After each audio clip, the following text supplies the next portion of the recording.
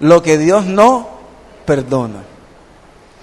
Bien, entonces miramos en la Biblia desde Génesis que Dios busca al hombre, ¿cierto? Y es interesante que cuando el hombre peca, desobedece a Dios, dice la Biblia que cuando Dios aparece en el huerto, ¿a quién estaba buscando? Al hombre, ¿cierto? No fue Adán quien buscó a Dios para arrepentirse de su pecado, sino que Dios fue quien lo buscó. ¿Qué hizo Adán? Huyó, se escondió de la presencia de Dios, mas Dios le busca. Mire la iniciativa que Dios tiene y la misericordia de Dios evidenciada en esta acción de buscar al hombre. Entonces vamos a mirar en la Biblia esa primera parte, lo que Dios busca. Dos cosas, lo que Dios busca. Vamos a comenzar con el libro del profeta Ezequiel, capítulo 22. Libro del profeta Ezequiel, capítulo 22. Y antes de mirar todo el contexto, para concluir lo que Dios busca, que es lo primero que Dios busca, de acuerdo a lo que vamos a compartir, vamos a leer el versículo 12. El versículo 12 de Ezequiel 22. Dice Ezequiel 22, versículo 12. Precio recibieron en ti para derramar sangre, interés y usura tomaste, y a tus prójimos defraudaste con violencia.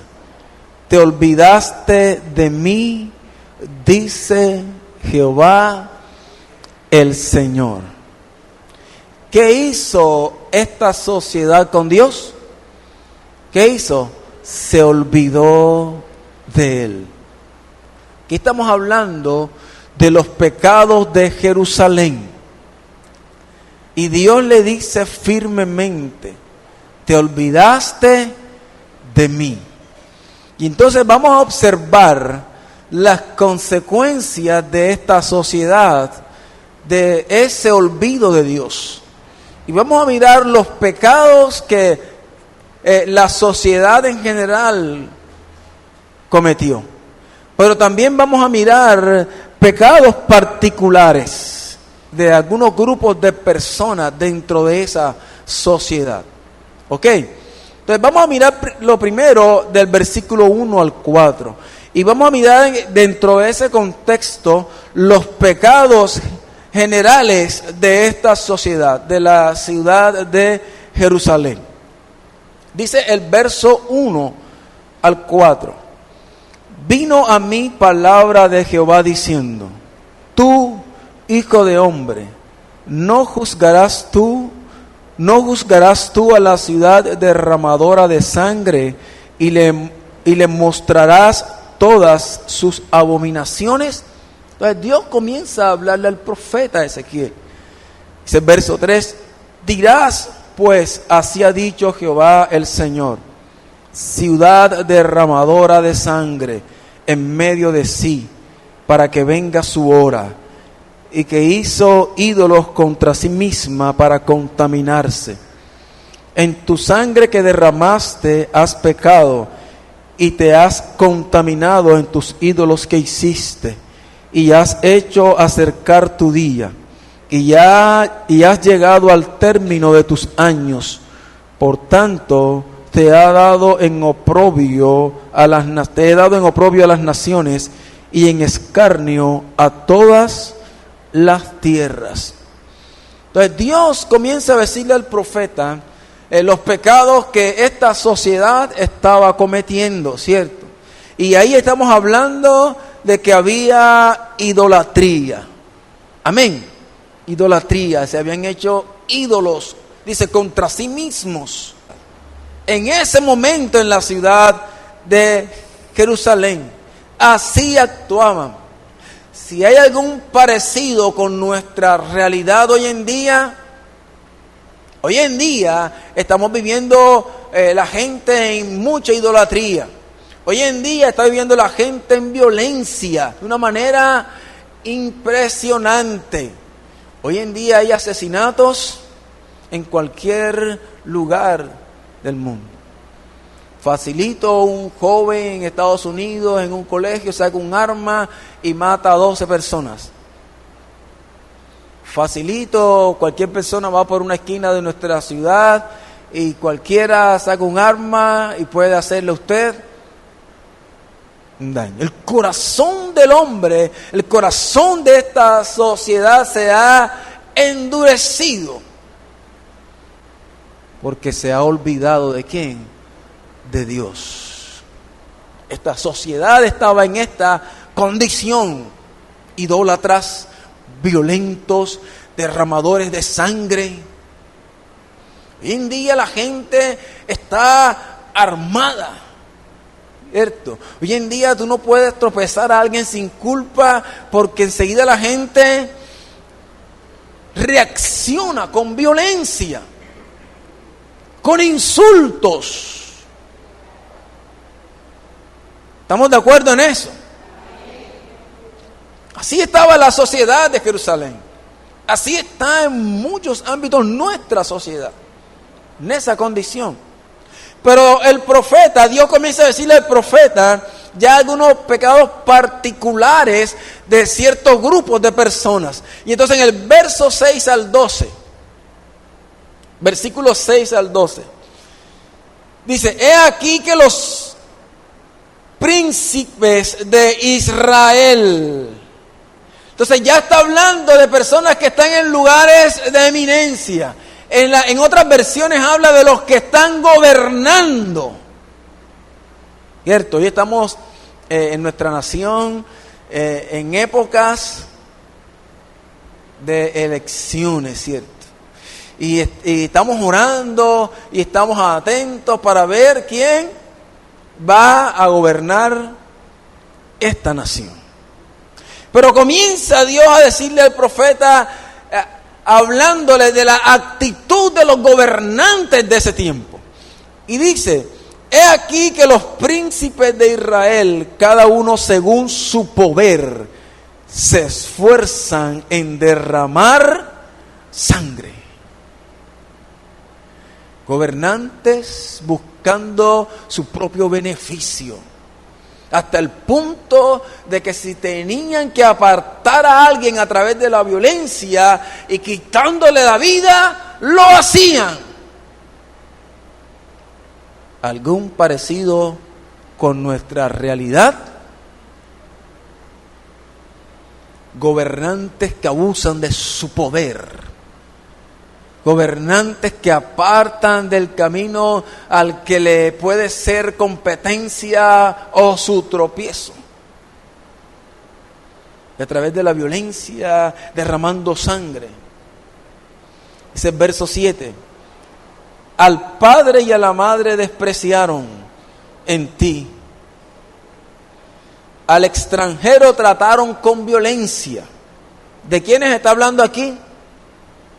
¿De quiénes? ¿De quiénes? De los gobernantes. ¿De la actitud de quién? De los gobernantes. Hacia la familia. Hacia aquel que era extranjero. Los trataron con violencia. Al huérfano y a la viuda despojaron en ti. Hoy fácilmente podemos ver en nuestros barrios más necesitados alguien bien vestido y diciéndole: ha llegado la solución para ustedes, van a salir de la pobreza si me escogen a mí. Pero cuando ya está en su lugar de poder, a los que más impuesto pone es al que más necesidad tiene. Despojaron a los huérfanos, despojaron a las viudas. Esos eran los gobernantes de ese tiempo. Verso 8 dice: mis santuarios menospreciaste y mis días de reposo has profanado. Calumniadores hubo en ti para derramar sangre, y sobre los montes comieron en ti, hicieron en medio de ti perversidades. La desnudez del Padre descubrieron en ti, y en ti hicieron violencia a la que estaba inmunda por su menstruo. Cada uno hizo ¿qué? Abominación con la mujer de su prójimo. Cada uno se contaminó pervertidamente a su nuera, y cada uno violó en ti a su hermana, hija. La moral de esta sociedad era deplorable.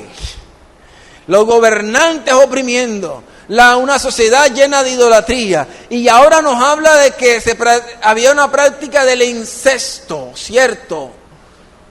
Los padres con la hermana. Tremendo la sociedad de ese tiempo, de ese momento. El adulterio.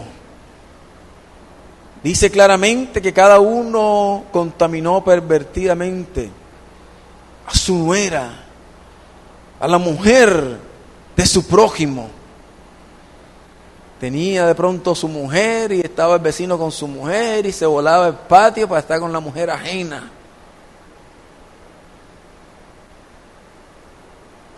Pueblo corrompido. ¿Por qué razón? Porque se olvidaron de ¿quién?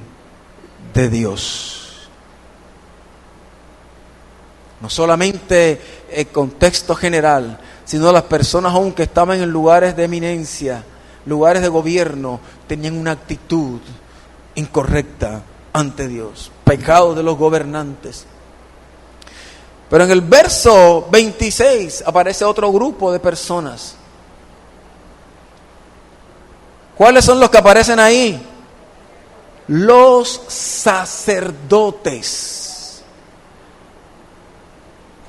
Entonces ya va a un punto neurálgico, y es la autoridad espiritual. Amén. Y dice, sus sacerdotes violaron mi ley y contaminaron mis santuarios. Entre lo santo y lo profano no hicieron diferencia, ni distinguieron entre inmundo y limpio, y de mis días de reposo apartaron sus ojos, y yo he sido profanado en medio de ellos. La actitud de la autoridad espiritual. Abandonaron, violaron la ley de Dios, contaminaron el lugar que había sido dedicado para la presencia del Señor. No diferenciaron entre lo bueno y lo malo, entre lo santo y lo profano.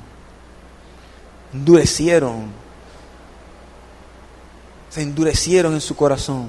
Dice el verso 27, sus príncipes en medio de ella son como lobos que arrebatan presa, derramando sangre para destruir las almas, para obtener ganancias injustas. Una vez habla de los gobernantes. Y dice, y sus profetas recubrían con lodo suelto, profetizándoles vanidad y adivinándoles qué mentira, diciendo, así ha dicho Jehová el Señor. Y Jehová, ¿no qué? No había dicho nada. Yo una vez pude presenciar algo de esos profetas de este tiempo. Voy a ponerlo así. De pronto yo le digo, vamos a suponer que aquí está la profeta Gladys, y yo voy y le digo, yo quiero tener un gesto con el hermano Carlos, yo quiero regalarle una ofrenda al hermano. Esto sucedió, lo que le estoy diciendo sucedió, no conmigo, pero sucedió con alguien. Yo quiero regalarle una bendición al hermano, quiero correr por eso, y el profeta vino, oró por mí, qué bueno. Carlos era de otra iglesia. Y cuando la profeta estaba predicando en esa iglesia, Y en medio de su emoción, él le dijo: Carlos, tengo una palabra de parte de Dios para ti. El profeta te dice que alguien en los próximos días te va a dar una bendición. Dios te lo dice. Mire eso. Y así como en ese tiempo, hoy en día, muchos profetas, he aquí te digo, que antes que llegue diciembre, Dios te va... Y llega diciembre y no pasa nada, porque Dios no ha dicho nada. Así estaba. Y la gente los consultaba como adivinos. Y le decían adivinación a las personas. Imagínense, la autoridad espiritual profanando el altar, diciendo cosas que Dios no había dicho. Grave el asunto.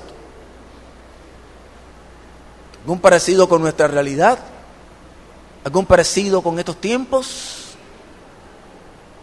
Hombres diciendo que Dios dijo, que Dios dijo, que Dios dijo. Y de Dios no ha salido nada. Entonces, vemos una sociedad en ese momento donde los valores, la moral perdida, donde la gente se había ido tras la idolatría, donde la gente se había ido tras la violencia, donde la gente practicaba el asesinato, donde la gente adulteraba, donde la gente practicaba el incesto, donde los gobernantes oprimían y al que tenía poco le despojaban lo que tenía. La autoridad espiritual, ni se diga. No había aparentemente nada bueno.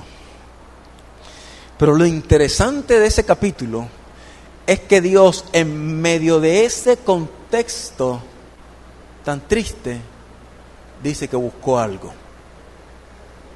Verso 30. El versículo 30 dice: y busqué. ¿Quién buscó? Dios. Y busqué entre ellos hombre que hiciese vallado y que se pusiese en la brecha delante de mí a favor de la tierra para que yo no la destruyese. ¿Y qué pasó? No lo hallé.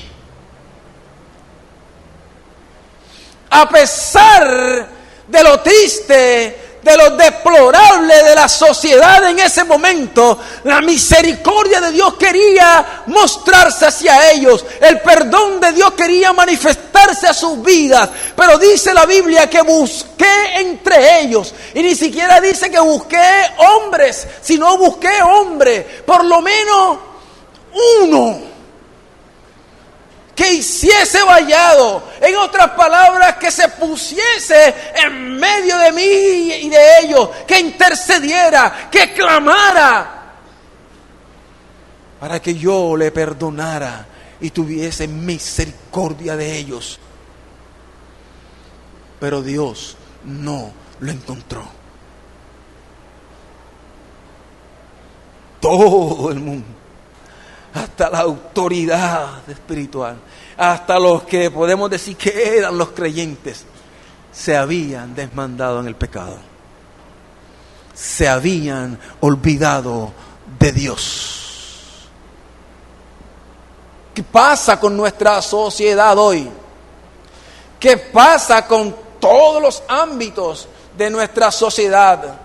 ¿Qué sucede con los que están en eminencia? ¿Qué sucede con muchas autoridades espirituales hoy?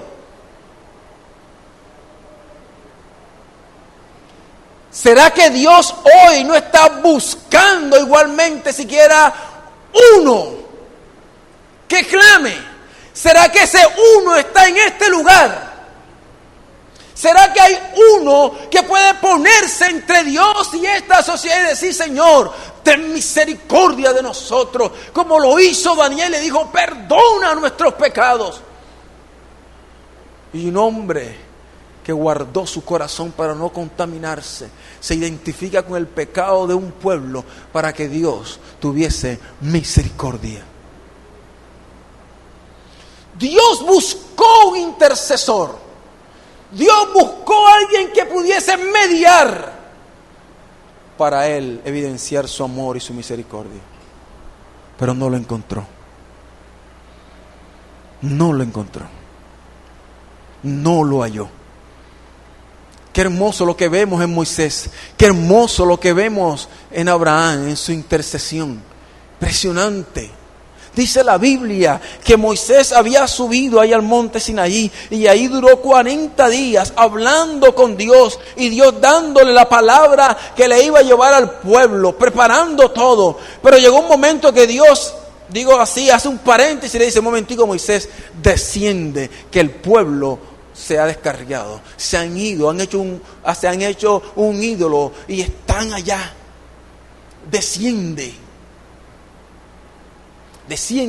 porque los voy a juzgar, los voy a exterminar. Entonces Moisés comienza a interceder. Le dice, ¿cómo vas a hacer tú eso? Si tú eres un Dios de misericordia, tú te demoras para irarte.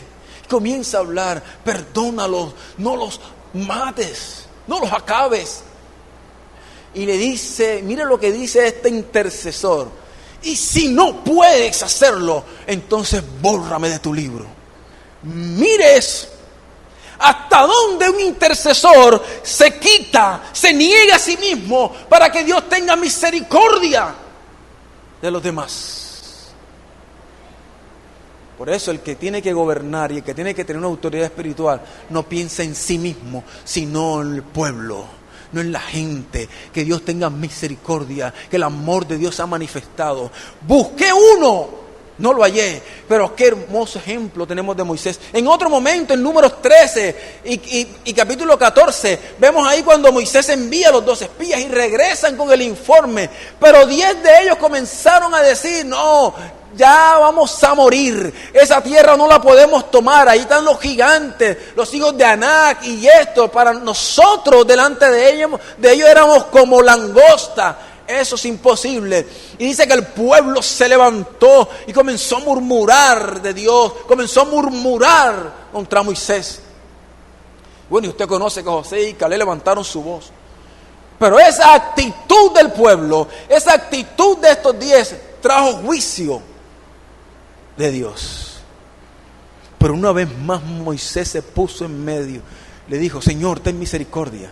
¿Qué van a decir las demás naciones de ti? ¿Los sacaste para matarlos en el desierto?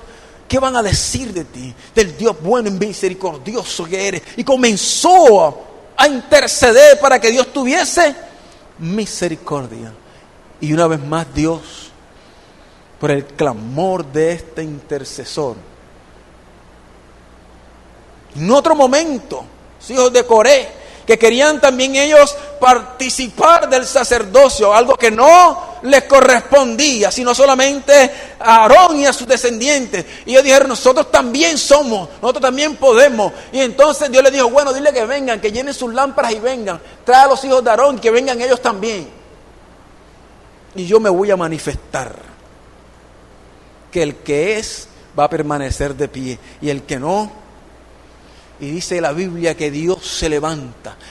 Y esa gente comenzó a morir, ¿cierto? ¿Y qué hizo Moisés una vez más? Señor, ten misericordia. Dios está buscando intercesores en este tiempo. La sociedad cada día va a pique. Gente en su afán de querer tener poder y avanzar, no le importa pisotear al otro. Pero aquí está el pueblo de Dios, amén. Se puede levantar y pedir misericordia. Y Dios, que es rico en misericordia, Él va a actuar en favor y va a responder el clamor. Dios busca intercesores. Lo otro que Dios busca está en Juan capítulo 4. Juan capítulo 4. Dos cosas que Dios busca. Uno, intercesores. Dos, mire lo que dice Juan capítulo 4, versículo 20. Juan 4, versículo 20. Usted sabe que este es el contexto de la mujer samaritana. Y dice la palabra: nuestros padres adoraron en este monte, y vosotros decís que en Jerusalén es el lugar donde se debe adorar. Bien, la mujer estaba hablando del monte Gerizim, cuando Dios le dijo, sencillamente le dijo la palabra al pueblo de Israel, le dijo: hey, la bendición la pondrá sobre el monte Gerizim, y la maldición la pondrá sobre el monte Ebal. Entonces Dios le estaba hablando. Entonces esta mujer estaba diciendo: no, es que nuestros padres dijeron que es aquí. Dijeron que es aquí. Y ustedes dicen que allá en Jerusalén. Verso 21, Jesús le dijo: mujer, créeme que la hora viene cuando ni en este monte ni en Jerusalén adoraréis al Padre.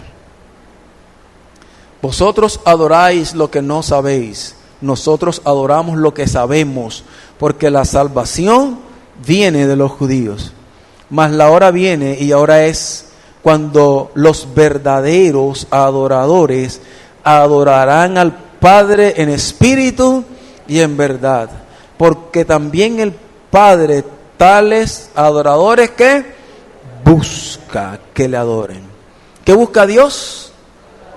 ¿Busca adoración? Adoradores. Usted no da adoración, usted es un adorador. Adoración la puede dar cualquiera, y adoración se le puede dar a cualquiera. Pero un adorador, escúcheme bien, es alguien que ha rendido su corazón y su vida a Dios, que no depende de un espacio físico para adorar. Hay mucha gente que hasta al ser amado le dice: es que tú eres mi adoración.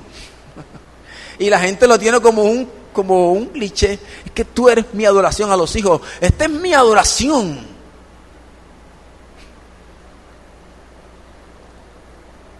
El único merecedor de adoración es Dios, pero debe salir de corazones de adoradores. Amén. Verdaderos adoradores. Y Dios busca intercesores, pero también busca adoradores. Y dice: Dios es espíritu, y los que le adoran en espíritu y en verdad es necesario que le adoren. Ahí está claro. Dice, podemos sacar dos cositas aquí. Una adoración como esta, nuestra vida de adorador no está supeditada a un ámbito físico. Recuerde las palabras que Jesús le dijo a la mujer samaritana: créeme, mujer, que llegará el día que ni en este monte ni en Jerusalén adoraréis al Padre. Y estamos en un tiempo donde nosotros tenemos la libertad de adorar a Dios en cualquier parte. Amén. Porque la presencia de Dios llena la tierra. Porque la presencia de Dios está en tu vida. Y como adorador le rindes adoración y le das gloria y honor donde quiera que estés. No podemos encasillar a Dios a un espacio. Eso le estaba diciendo esta mujer. Pero Dios busca en medio ahora de sus hijos verdaderos adoradores. No que cantemos, no que oremos sencillamente, sino un corazón adorador. Porque Dios sabe que donde hay un corazón adorador, créame, cuando hay un corazón adorador que se rinde, va a haber una manifestación de Dios a favor de. Cada vez que el pueblo con la actitud correcta iba y entregaba sacrificios a Dios, Dios manifestaba su gracia y su amor sobre ellos. no es una adoración supeditada a un ámbito físico. La adoración que opera, esta adoración opera en el ámbito de la verdad. Es espiritual, es en espíritu. ¿Y en qué?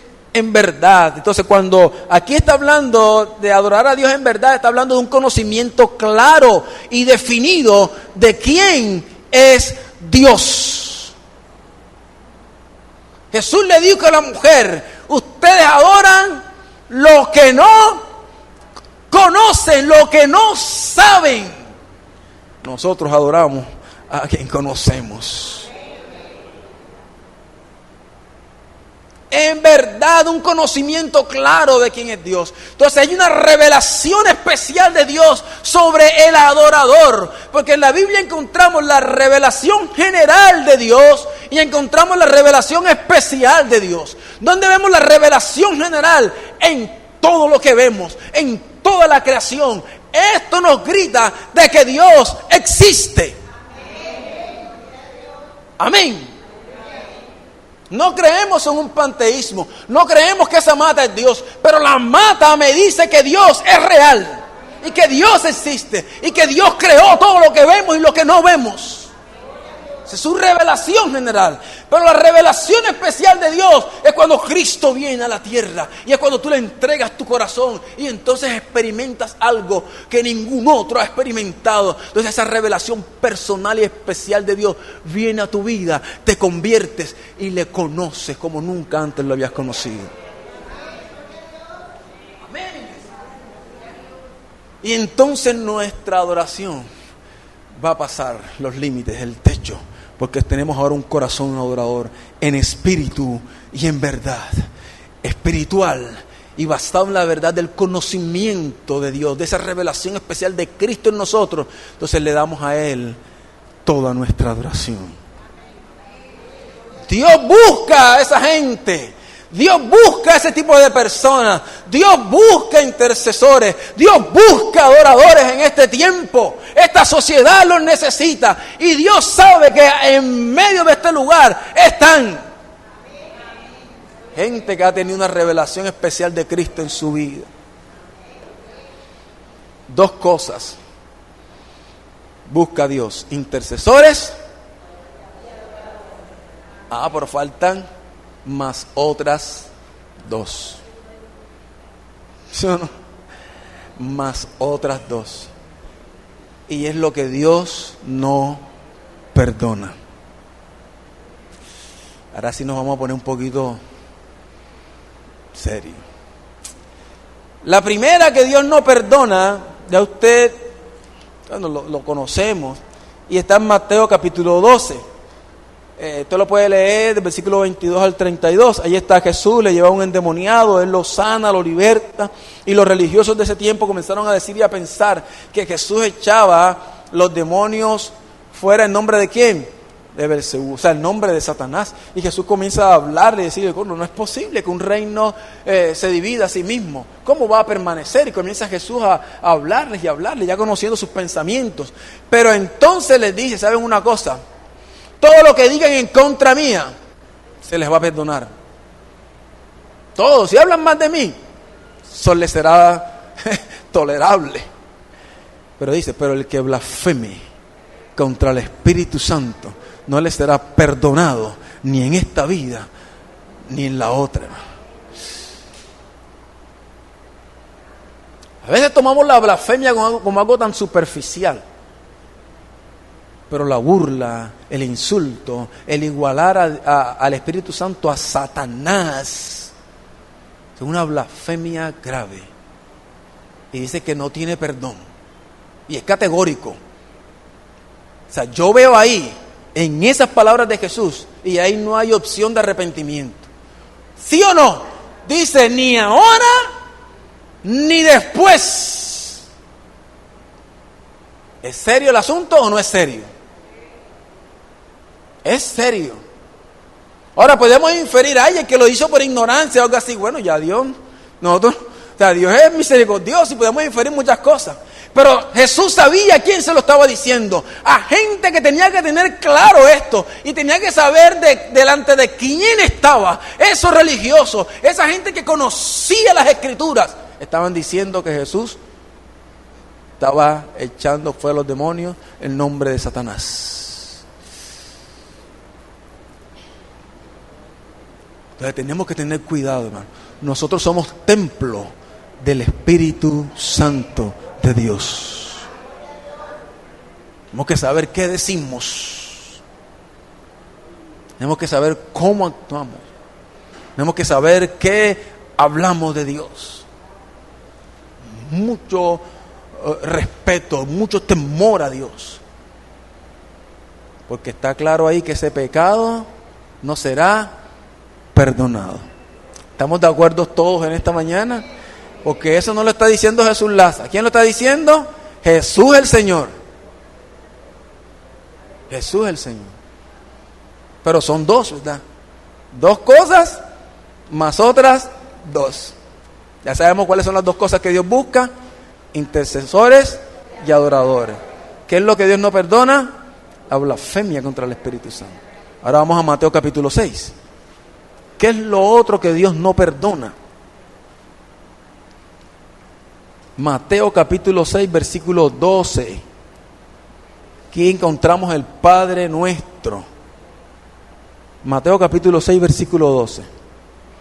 Dice el versículo 12: y perdónanos nuestras deudas, como también nosotros perdonamos a nuestros deudores. Entonces Jesús en medio de la oración está hablando. Mira, estás condicionando tu perdón de Dios. Si tú no perdonas, entonces ¿cómo te va a perdonar Dios? Pero ya en los versículos finales, 14 y 15, Jesús es más claro y específico.